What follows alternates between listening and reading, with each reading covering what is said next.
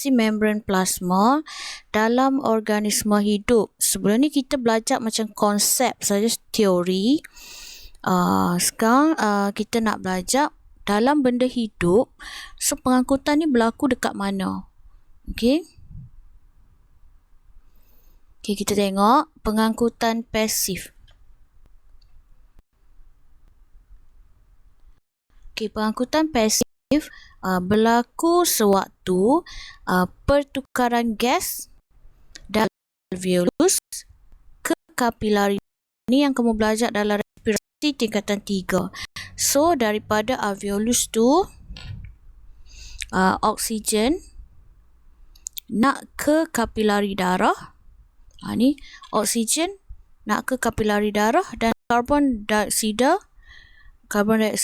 daripada kapilari darah nak ke alveolus. So proses dia adalah resapan ringkas. Jadi dia adalah pengangkutan pasif. Dia adalah pengangkutan pasif. Okey, kemudian penyerapan semula air secara osmosis dalam tubuh renal di ginjal. So bila kamu minum air itu nak dibuang sebagai air kencing. Tapi disebabkan badan kamu tak cukup air, jadi air yang nak dibuang tu akan masuk balik ke dalam darah kamu. So proses ni dipanggil penyerapan semula. Jadi proses ni bila melibatkan air, maka dia adalah osmosis. Bila gerak, dia adalah osmosis. Dan kalau osmosis, dia adalah pengangkutan pasif. Okey. Kenapa dia pengangkutan pasif dekat sini? Kan kita cakap tadi, kan cikgu cakap yang badan tak cukup air. So maksudnya air yang nak dibuang sebagai air kencing tu banyak. Jadi air yang nak dibuang sebagai air kencing tu akan masuk balik ke kawasan yang kurang air dalam badan kamu. Jadi dia adalah menuruni cerun kepekatan. Okey, yang ketiga ialah penyerapan air oleh rambut tumbuhan. Jadi bila air je bergerak, itu adalah osmosis. Air dia tak ada cara lain dah untuk bergerak.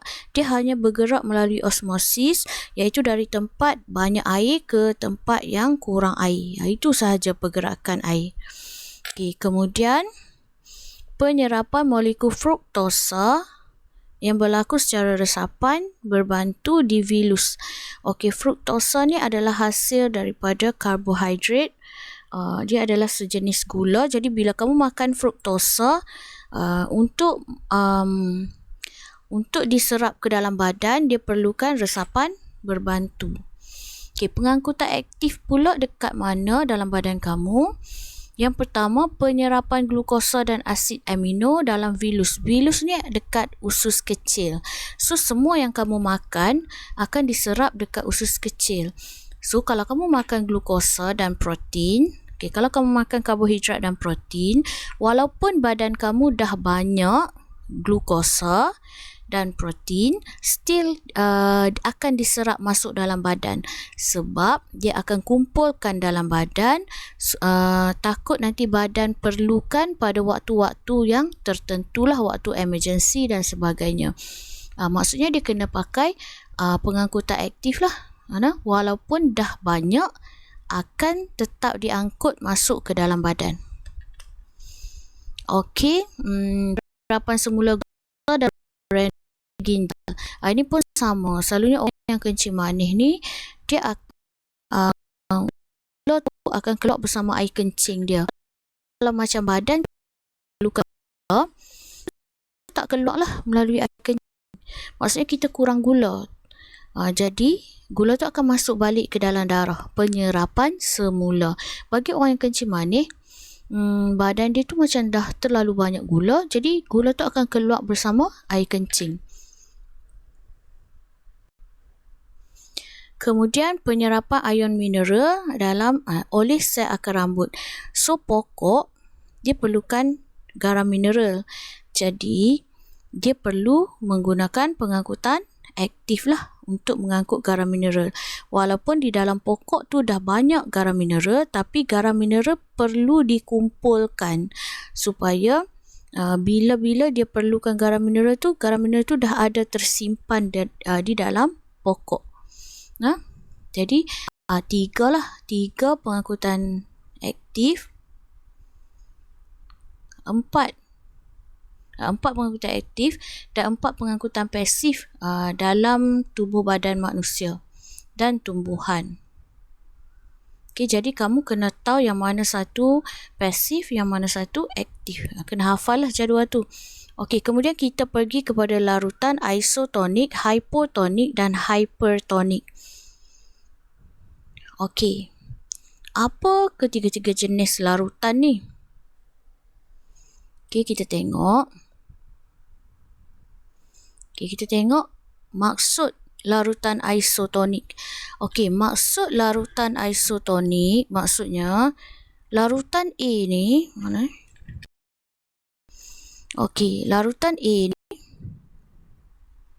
dan ini larutan B. Kenapa kita panggil dia larutan? Maksudnya dia bukan air saja, dia ada benda yang larut kat dalam tu. Tak kira lah gula ke garam ke apa-apa bahan. Okey, dia ada benda yang larut. Sebab tu kita panggil dia larutan. So kalau ayak saja kita tak panggil larutan. Kalau macam ayak gula kita panggil larutan gula. Ayak campur gula jadi larutan gula. Ayak campur garam, larutan garam. So larutan benda di dalam air tu. Okay. Larutan isotonik maksudnya dah sama pekat. A dan B sama pekat. So, nampak tak? Dia ada yang warna merah ni 2, sini pun 2. So, dia dah sama pekat. Bahan terlarut dia sama. Bahan terlarut tu apa? Bahan terlarut tu contoh macam gula lah. Kalau larutan gula maksudnya air tambah gula. Bahan terlarut dia adalah gula. Pelarut dia adalah air. Maka jadilah larutan gula. Okey. Jadi bila larutan tu dah isotonik, maksudnya dia dah isotonik sama terhadap satu sama lain. A dah isotonik terhadap B, B pun dah isotonik terhadap A. Sama. So adakah air akan bergerak? Air akan bergerak juga tapi pada kadar yang sama. So kalau dia keluar mai sini 2, masuk pun 2. So dia kata kat sini ada pergerakan bersih air, bukan air bersih, tiada pergerakan bersih air. Bersih sini maksud lah pergerakan gaji bersih tu. Bukan tu yang bersih. Okey. Tak ada pergerakan bersih air. So sama, kalau keluar 2 masuk 2, keluar 4 masuk 4, keluar 5 masuk 5, macam itulah, tak ada lebih ataupun kurang. Isotonik, ingat, larutan yang sama pekat. Larutan sama pekat. Dia besar-besar sikit. Sama pekat. Okey, kalau hypotonik, ayat dia kena macam larutan A bersifat hypotonik terhadap B. So kita tak boleh kata larutan A hypotonik. Kita tak boleh kata macam tu. Hypotonik terhadap apa? Kena ada terhadap. Contoh kalau macam cikgu cakap, okey saya lebih cantik. Dia tak boleh macam tu. Dia kena okey saya lebih cantik daripada siapa? Macam tu. Jadi larutan A hypotonik terhadap larutan B sahaja. Tidak terhadap C, D dan yang lain-lain. So dalam ayat dia kalau kita nak sebut larutan A bersifat hypotonik terhadap larutan B. Okey. Kenapa kita sebut hypotonik? Apa maksud hypotonik? Maksud hypotonik ni kalau A tu hypotonik maksudnya dia banyak air. Dan B kurang air. So yang ini cair, yang ini pekat. Cair, pekat. Hypotonik maksud banyak air. Hypo. Hypo banyak. Okey, jadi dia banyak air. So kalau A itu hypotonik terhadap B, jadi air akan bergerak ke mana? Adakah dari A ke B atau B ke A? So air akan bergerak dari A ke B. Sebab air kan dia menuruni cerun kepekatan dan bergerak secara osmosis. Okey, jadi dari kawasan yang banyak ke kawasan yang sikit, menuruni cerun kepekatan. Okey, kita tengok larutan hypertonik. Okey, dia cakap dekat sini larutan A adalah hypertonik. Kalau kita tengok kat gambar, ya, dia hypertonik. Ada terlarut. Ini ada, ini kurang air. Yang ini lebih air. Jadi A bersifat hypertonik terhadap larutan B. Jadi air akan bergerak ke mana? Air akan bergerak dari kawasan banyak air ke kawasan sikit. Jadi air akan bergerak dari B ke A secara osmosis. Jadi hypertonik ni maksudnya kurang air. Hypotonik maksudnya banyak air. Isotonik maksudnya sama. Okey. Kenapa kita kena tahu benda ni? Sebab kita nak tahu dia bergerak dari mana ke mana. Contoh macam projek yang kamu buat. Okey, contoh macam projek yang kamu buat. Kalau kita nak buat jeruk mangga, tapi kita nak bagi mangga tu kurang masam. Macam mana kita nak buat? Mangga tu sangat masam. Kalau buat jeruk pun dia terlalu masam. So, kita nak buat macam mana? Kalau kita belajar ini dalam biologi, kita akan rendam dia dulu dalam air garam. So, air garam tu pekat. Jadi, air dalam buah mangga, okey, kita rendamlah buah mangga tu, buah mangga dalam air garam. So, garam ni hypertonik. Kurang air. Dalam buah mangga ada air. Dalam sel-sel dia ada air. Kita kan siram pokok mangga, ada air. Okey, jadi bila sini banyak garam, okey, sini tak ada garam. Maka dekat sini air dia lagi banyak. So, bila kita rendam buah mangga tu dalam hypertonik, dalam garam, ayak daripada buah tu akan keluar. Sebab dia nak pergi kat garam tu, nak bagi seimbang. So, ayak daripada buah tu akan keluar. Jadi, ayak tu yang masam tu akan keluar. So, bila dah keluar dah ayak tu, kata kamu rendam dalam 5 jam. Okey, dah keluar ayak tu, kamu basuhlah buah mangga tu. Ataupun kamu angkat je lah buah mangga tu, buanglah air garam ni. So, ayak-ayak yang masam tu dah keluar. Jadi, buah mangga kamu dah kurang masam lah sebab ayak-ayak dia dah keluar. Sama juga dengan kamu nak buat ikan masin. Dah tu. Ikan masin. Okey, kenapa kamu nak kena rendam garam? Ada buat ikan masin? Tak, bukan sebab itu. Nak berapa banyak. Kenapa kita buka ikan ni? Supaya ayak daripada ikan tu keluar. Sebab di luar hypertonik, di dalam hypotonik. So, ayak pun keluar. So, bila ayak keluar, dalam ikan jadi tak ada ayak. So, bila dalam ikan tak ada ayak, tak ada bakteria. So, bila tak ada bakteria, ikan tak berkulat dan tak berulat. Sebab bakteria perlukan air untuk hidup. Jadi, bakteria tak boleh hidup kat dalam ikan ni. Sebab itulah ikan kering, ikan masin, dia tak buruk. Melainkan ikan masin tu dia lembab. Ataupun tak terlalu kering. Tak terlalu masin. So, bakteria tu boleh membiak.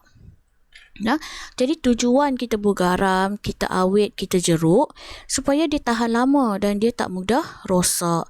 Sebab ayak-ayak daripada dia keluar, jadi mikroorganisma dan patogen tak boleh nak membiak kat dalam bahan yang kita buat jeruk tadi. Okey. Jadi untuk buat jeruk mangga tu kamu kena rendam dalam air garam dululah. Buang dia punya masam tu kalau buah tu terlalu masam. Okay, buang dulu. Lepas tu bila kamu dah buang air dia, dah rendam, janganlah guna air garam tadi untuk nak buat jeruk. Kamu tambahlah air lain, air gula, tambah garam sikit ke, dan barulah jerukkan dia. Tadi sekadar kita nak buang air dia di dalam buah tu supaya kurang masam. Okey. kesan larutan hipotonik, hypertonik dan isotonik terhadap sel haiwan dan sel tumbuhan. Apa jadi kalau kita rendam sel haiwan atau sel tumbuhan dalam hipotonik, hypertonik dan isotonik? Okey. Kita tengok, ini adalah sel darah kita. Sel darah kita kan macam ni. Okey, ini adalah sel darah merah. Kalau kita rendam dia dalam larutan hipotonik, larutan apa yang hipotonik? Air apa yang hipotonik? Air suling. Sebab air suling hanya ada air saja, H2O. Sebab kita dah suling dia dah. Jadi bahan-bahan kotoran, garam apa semua tak ada. So, air suling adalah hipotonik. Apa jadi kalau kita rendam darah kita dengan air suling? Apa jadi? Okey. Air tadi akan masuk dalam darah kita. Sebab air hipotonik, dia akan masuk ke kawasan yang kurang air. Darah kita mestilah kurang air. Okey. Dia akan masuk. Apa jadi dekat sel darah? Sel darah, bila air dah masuk secara osmosis, sel darah akan mengembang dan meletus. Sel darah kita akan pecah. Kenapa? Sebab membran plasma terlalu nipis. Sebab kita sel haiwan. Sel haiwan tak ada dinding sel. Jadi dia terlalu nipis. Tekanan osmosis tu menyebabkan dia pecah. So bila dia pecah, kita panggil keadaan ini kita sebagai hemolisis. Hemo darah, lisis pecah. Darah tu pecah. So boleh tak kita suntik air masuk dalam salur darah kita? Tak boleh. Kalau kita duduk bubur drip dekat hospital tu, itu bukan air. Itu adalah air garam. Larutan selin tu adalah air garam.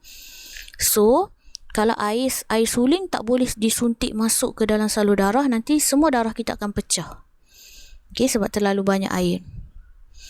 Okey, kalau kita rendam darah kita dalam larutan hypertonik, macam kita rendam dalam garam ke, ataupun gula, air garam. Okey, apa jadi dekat darah? Air dalam darah ni akan keluar. Sebab di luar tu garam, hypertonik, kurang air.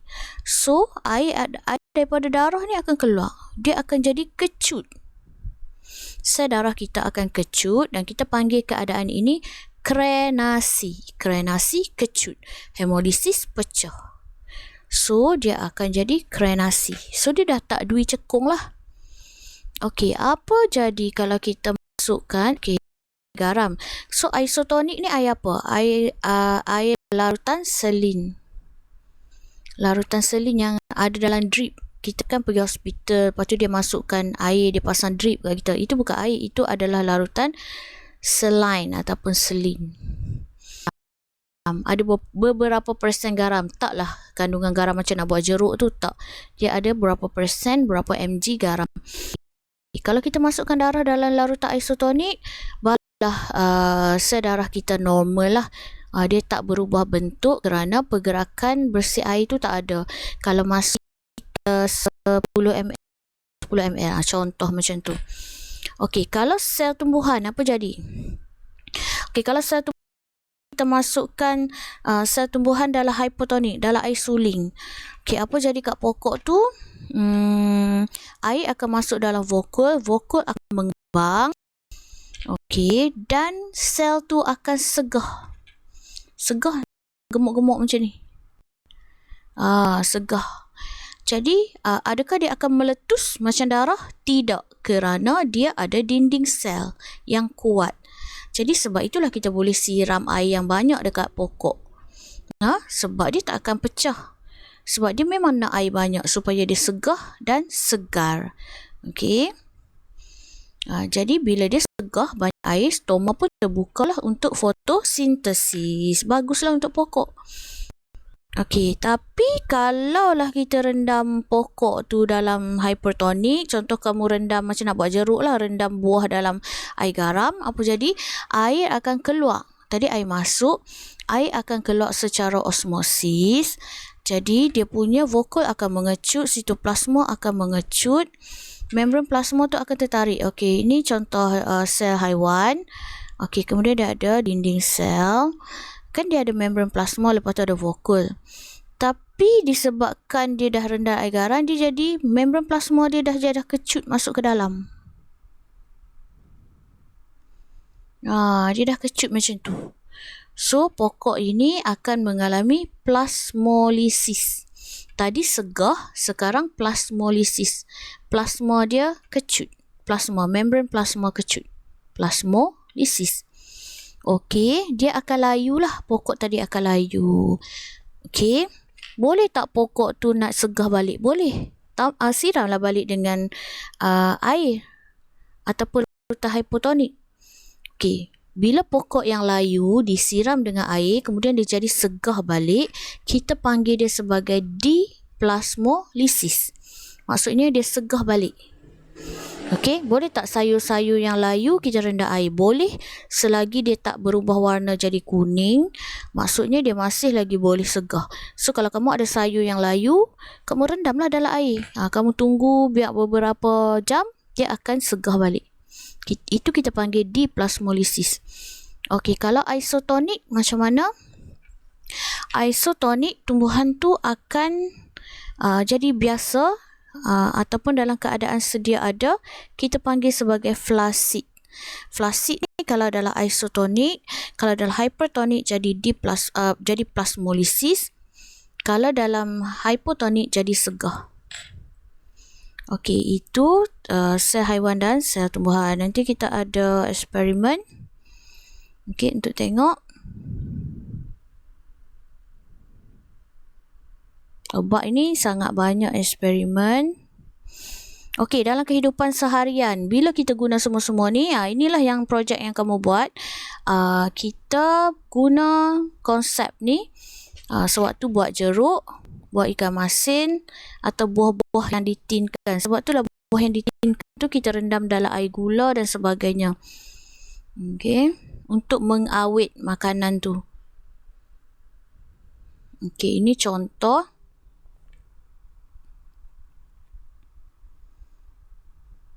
Okey, kita buat produk-produk ini. Nampak tak telur awet berwarna-warni, pisang salad, ikan masin, jeruk dan kobis berwarna. Ini semua kita nak menggunakan konsep yang kita belajar di bab 3 ni lah. Okey, nanti kamu akan apply konsep ni waktu kamu membentangkan projek kamu kena cerita tentang konsep ni. Air yang kamu rendam tu bersifat apa, isotonik ataupun hypertonik, kenapa kamu rendam dalam air garam dan sebagainya. Okey, fenomena pokok layu ni kita dah terang tadi. Kalau pokok layu, kerana dia kurang air dan bokol dia mengecut. Okey, untuk pulihkan semula kita siram air supaya dia berlaku diplasmolisis. Okey, ini dalam kehidupan seharian. Yang lain-lain lah selain pada pokok. Okey, minuman penghidratan semula. Ini bila kamu cirit-birit, kamu akan diberi oleh doktor garam ORS. Garam ORS maksud oral rehydration salt. Jadi ORS. Okey, dalam bahasa Melayu, garam penghidratan oral. Bila kamu cirit-birit, kamu kena minum air garam. Kenapa kamu kena minum air garam? Supaya kehilangan air dan elektrolit dalam badan kamu tu dapat dikembalikan. Bila kamu minum garam, darah kamu jadi pekat. So, bila darah kamu jadi pekat, air yang nak keluar melalui cirit-birit tu akan masuk balik ke dalam badan kamu. Jadi, najis kamu dah tak jadi cirit-birit lah, dah tak cair. Sebab air yang nak keluar tadi, bila darah kamu pekat, okey, jadi hypertonik, darah kamu hypertonik, maka air daripada buah pinggang, daripada usus kamu akan masuk balik ke dalam darah. Kamu cirit-birit, kamu punya najis cair. So, kenapa dia cair? Sebab air itu keluar bersama najis di usus besar. Jadi, kalau darah kamu pekat, banyak garam, air itu tak jadi keluar lah, dia akan masuk balik dalam darah sebab dia nak seimbangkan kepekatan air tu. Okey, itu tujuan kamu minum garam ORS. Boleh tak nak minum garam biasa dekat rumah? Boleh, tapi kamu tak tahu dos yang sepatutnya. Dan garam dekat rumah itu kita pakai natrium klorida. Jadi takut nanti terlebih dia akan jadi masalah lain. Okey, minuman isotonik ini adalah seperti 100 plus. Contoh 100 plus. Kenapa atlet kena minum minuman isotonik? sebab dia nak kembalikan elektrolit kalium, natrium daripada badan yang hilang sewaktu dia berpeluh. Bila kita berpeluh, dia akan keluar sekali dengan kalium dan natrium, sebab itulah peluh kita masin. Okey, jadi untuk kita kembalikan kalium dan natrium dalam badan kita tu, kita kena minum minuman yang isotonik supaya kalium dan natrium tu tak keluar. Jadi dia jadi seimbang. Okey, kemudian ini penting, banyak masuk dalam periksa. Kemudian ini larutan saline ataupun salin. Okey, kita selalu bila kita pergi hospital, kita ada sakit, dia akan buat drip. Drip ni bukan air paip ke air suling, tak. Dia adalah larutan saline yang mengandungi 0.85 hingga 0.90 gram natrium klorida, air garam yang ada 0.9 gram natrium. Dalam setiap 100 ml dia dah campur garam, so dia masukkan dalam darah kita, jadi darah kita tak akan pecah lah walaupun masukkan air, sebab itu air garam. Jadi selain ni dia isotonik. Okey, ini adalah liposom, ni selalu masuk dalam periksa. Okey, setengah ubat seperti vitamin dia akan bubur dalam kapsul. Ubat yang dalam kapsul yang boleh hancur tu. Okey, kenapa dia buat dalam kapsul? Sebab bila kita makan, kapsul tu akan melindungi vitamin tu ataupun ubat tu sehinggalah ubat tu sampai dekat kawasan yang sepatutnya dia pecah. Ubat tu sampai ke sel sasaran. Kalau kita tak buat dalam kapsul, nanti ubat tu akan pecah dalam perut sebab perut kita ada asid. Jadi, contoh kita makan vitamin untuk mencantikkan kulit. So, vitamin tu tak sempat pun sampai ke kulit sebab dia dah hancur dah dalam perut. Jadi, kita bubur dia dalam kapsul yang bersifat, dia ada membran. Ni semua membran. Okey. Kita panggil dia liposom. So, ubat duduk dalam ni. Okey, jadi bila dia sampai dekat sel sasaran, macam mana dia tahu sel sasaran? Kan dia ada glycolipid dan glycoprotein untuk cam. Okey, jadi bila sampai dekat kawasan tu, barulah dia pecah. Jadi ubat tu sampailah ke kawasan yang kita nak tu. Okey, osmosis berbalik. Okey, kita guna konsep yang ini juga. Osmosis berbalik tu apa?